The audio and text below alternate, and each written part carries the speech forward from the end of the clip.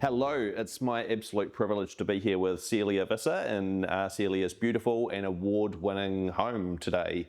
Celia, thank you so much for joining us. It's wonderful to be here, and what an amazing space you've created. Oh, thank you, Rich. It's great to have you here. Thank you. Yeah. Please tell us about the story of how this came to be. Well, about 22 years ago, we went looking for an office for my business, and we wanted it in the central area where people from the shore would come as well as people from city. And we found this little old 1870 cottage.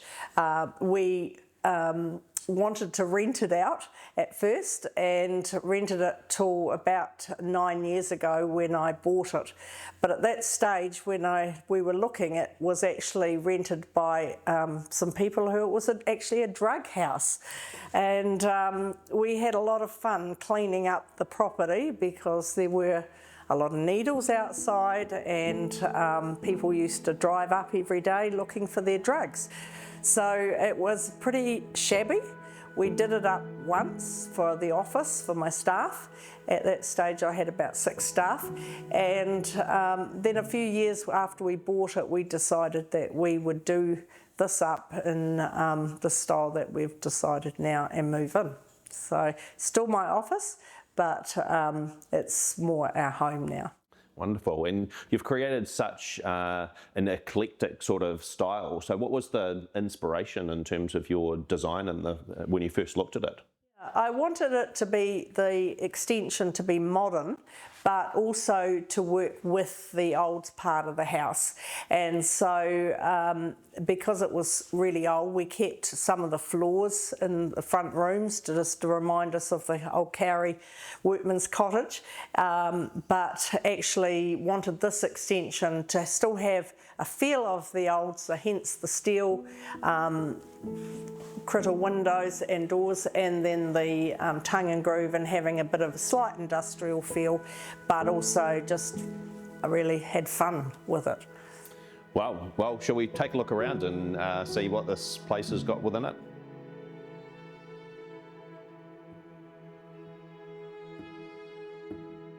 And one of the things that is so amazing when you enter this place is this entranceway where we are at the moment, and the beautiful and amazing carpet that matches perfectly with the artwork that you've selected and so on. Where did you find this wonderful carpet? Well, I actually designed it and had it made. It's New Zealand wool. I just decided that I wanted something different to your usual beige carpet for Auckland, and wanted something that when people walked in the door, they made them smile. So kept the house, the rest of the house black and white basically, but had this carpet made especially for the design and that it would fit in with the house.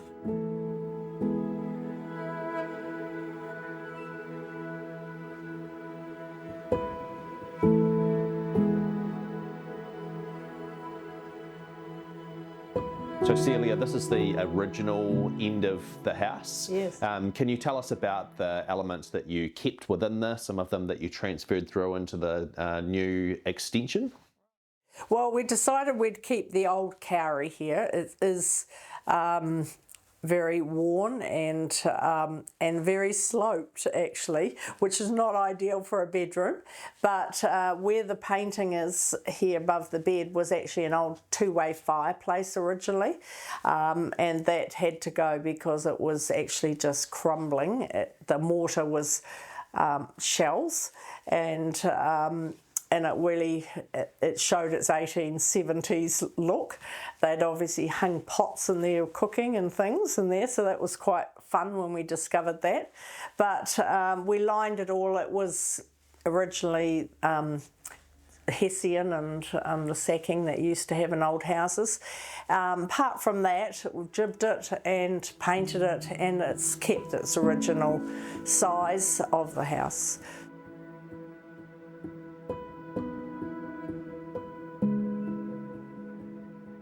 So Celia, this is the main living area of the extension that you've done on the house.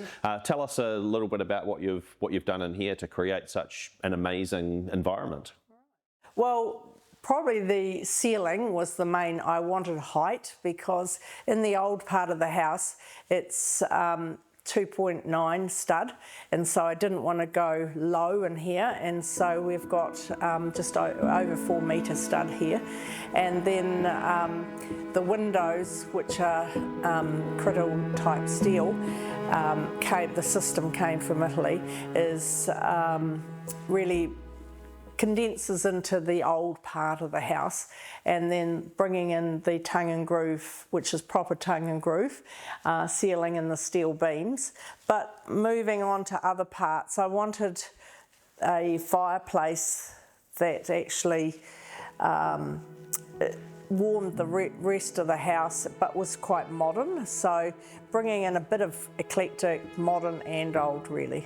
And then you've done this on a solid slab with polished concrete. Yes. Obviously a lot of colours being put into the concrete as well. Yes, the Peter Fell, and it's the darkest colour that they have actually on the market. Yeah. So I just wanted it to be a really blank canvas in the room with the space. And were the portals that you've got in this space, were they required from a structural element, or did you put them in as a specific design piece? Probably a bit of both, but mainly for design. I just really love steel, and I wanted to bring in a bit of steel into this area.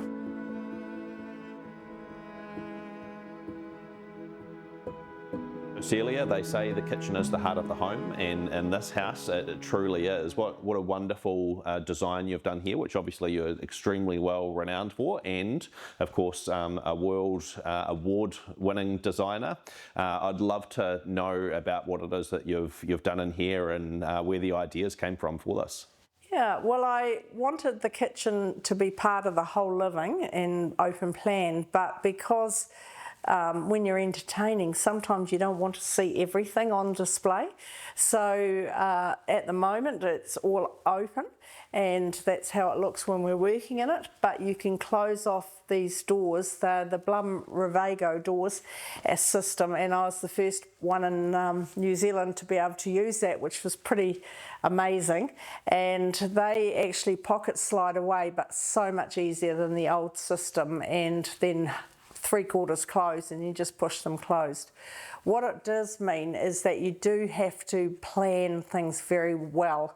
So this section here is the pantry cum cooking oven section that closes off with the Gaggenauer ovens, and then on this side here is the coffee, wine section, and everything associated with that you need in that area is there, so you don't have to walk and close the doors all the time. So it does need quite a bit of planning to actually sort that out. And then small appliances on this side with associated utensils and crockery above. It's amazing as well, this kitchen bench top that you've done here really achieves that big block. Can you tell us a little bit about how this functions and what elements you've included within it? Well, I wanted it to feel like, yes, as you said, a block of stone, and so the whole thing is done in Neolith Niagara, which was a new product that they brought in. They don't often have a lot of ones with polished at the moment, but I believe it's going to come back, and I decided I would go with the polished rather than the more textural version of it. And I love the way you get the reflections from the outside and the lights coming into the space. We've got a downdraft here. I didn't want to have a huge big range hood coming down, so it's a downdraft in here and over my Gaggenauer, and it works absolutely amazing. The lighting in here, I am very fussy on lighting when I'm designing, and I just don't like to have what I call acne on the ceiling, just lights everywhere. So everything was really considered with my really big light over here, which brings in the old style and modern same time, and just to have downlights over the hob and the rest is just artwork and feature lighting. And with your bench top here, then you've gone for a thicker profile, obviously, with the drawers also built in that Neolith product. But what are you seeing in terms of the design trends that are happening overseas? I know in New Zealand we've been through periods where it's been about thick, about thin, but what are you seeing in terms of what they're doing over there now? Yeah, so that's really interesting, Rich. It really, anything goes, to be honest. On this, the other side of the island, we've mited all the bench tops, so it looks absolutely more like a block and seamless, but on this side, for ease of use, we've made it 30 mils thick, and I think it's really probably not so much thin at the moment, really thin unless it's mited, but mainly you are seeing 30 upwards at the moment, but it just varies and every job is so different really. And you're seeing different trends in terms of the faces of drawers. Obviously, again, you've done this in the porcelain, but are you seeing designs that are coming in now or trends that are coming in with people using different materials that wouldn't have traditionally been used in a kitchen? Yes, but I think a lot of, we're still seeing a lot of timber and lacquer as well, but it just really comes down to the client. I've just used steel in one kitchen that I've used, and that was really fantastic, and a blued steel. So I just like to look at the home and what the clients are wanting and then work from there. So it's not, I don't really go by the latest trends. I go actually what is going to suit this particular client and this home at the same time. And in the back here, you've got, this is a walnut that you've put in.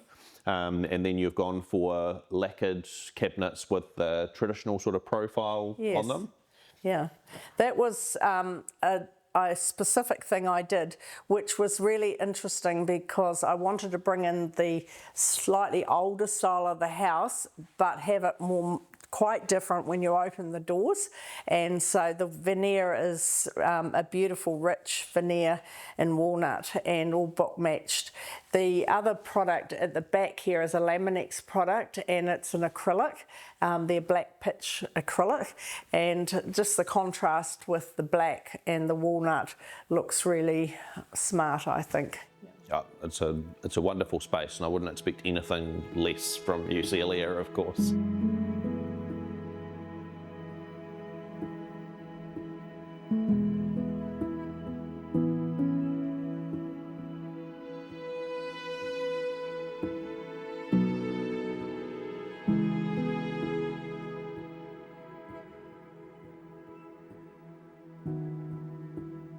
Celia, thank you so much for showing us around your beautiful home. It's just an amazing environment to be in, and I know that you recently were over in Europe and won another award to put on your trophy cabinet, so it's been an absolute privilege. Thank you so much for sharing this with us. Thank you, Rich. It's been actually a real pleasure to have you this morning, and I've really enjoyed the experience. It's been great. Thank you.